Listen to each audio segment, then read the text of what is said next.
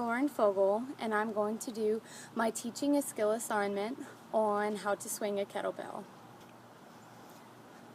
And now for the kettlebell. This is what they look like. They normally come in either pounds or kilograms. Either way, just make sure that you're choosing a weight that is proportionate to your body mass and your muscle mass. You don't want to choose anything too light or too heavy. Choose something of a good weight that is not easy to lift, but something that isn't hard to lift either.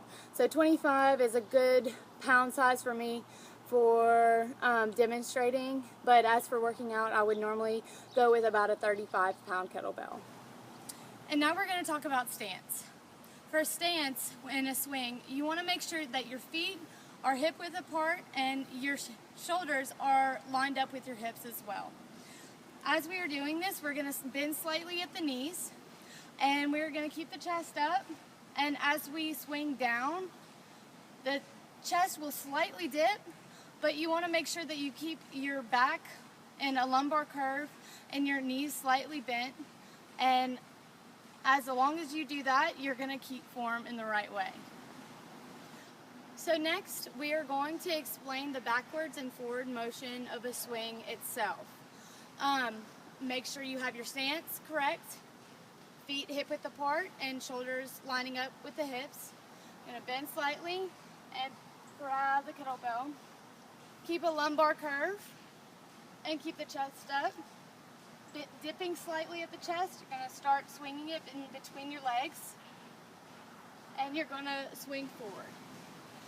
As I'm swinging, I want to make sure that my hips are really pushing forward and really launching forward, just because the momentum that is building up that allows you to push the weight forward is coming from your hips and not so much your arms or anywhere in your shoulders.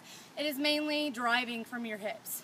You want to make sure that you do that because it will build power in your back and mainly your lower back and your glute area. And that is about it as far as the kettlebell swing goes.